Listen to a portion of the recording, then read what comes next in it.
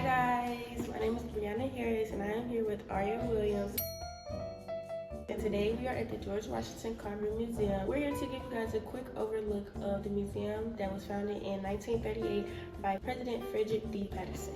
Some more background information about the George Washington Carver Museum is that in 1947 there was a fire that created a lot of loss. Thankfully, many of his artifacts were safe, but they had a lot of smoke and water damage, so only a few of his paintings were able to be restored and kept. The building was renovated in 1951 and it was enlarged to create a basement exhibit area. The whole building itself has an area of 13,000 square feet. The museum also holds an extensive collection of African crafts and artifacts. During George Washington Carver's lifetime, he invented many different products, and even a lot of these are still used to this day, such as flour, paints, and alcohol as well. He also created most of these products only using plants. In this part of the exhibit, there are little riddles that you can guess.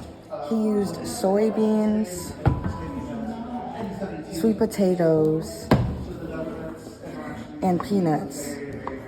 That just goes to show how smart he was. Right here on this plaque, the summary for this is that growing up, Carver was always dedicated to furthering his education for himself and for other Negroes. So to help him pay for tuition for school, he would apply for jobs that are associated with they would call a hired female or a hired girl, such as being a cook, a housekeeper. Later on in his life, he assisted a blacksmith and learned the intricacies of laundering from his foster mother, Lacey Seymour. Soon after that, he moved to Minneapolis, Kansas, and opened his own laundry business from the teachings that his foster mother gave him.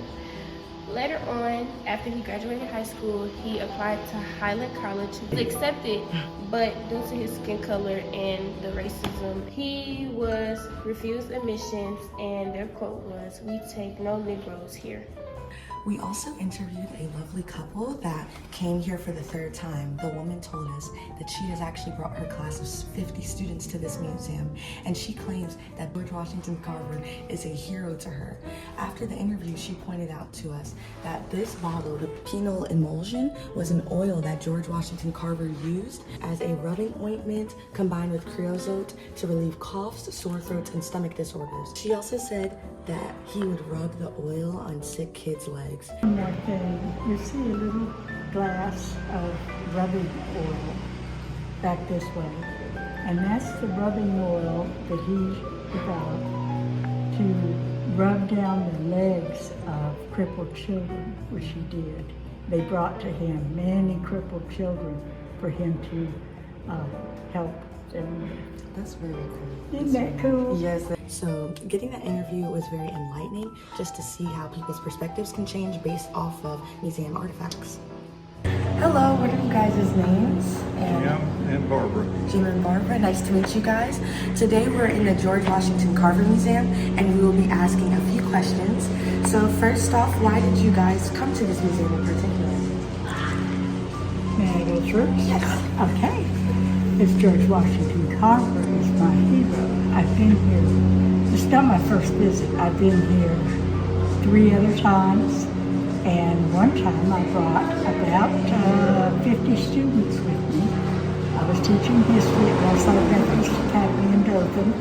And we had a chapel service around George Washington Carver's grave. And we placed fresh flowers on his grave. And he's my hero, has been for many, many years. Nobody like him.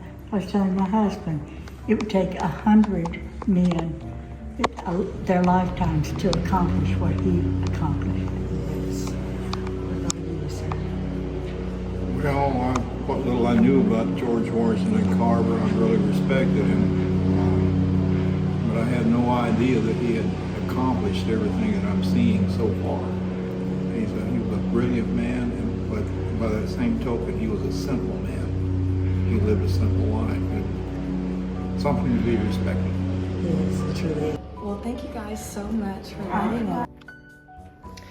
Hey guys, so overall this experience was very enlightening especially because nothing can compare to being able to come to a museum that's dedicated to one person because of all of his inventions, creations, and his achievements, especially with Tuskegee University. It was crazy to see how one person could accomplish in such time that they had on this earth, how like one sweet potato was able to create a whole list of products, and how one soybean was able to create so many more products, and how intelligent African Americans really are.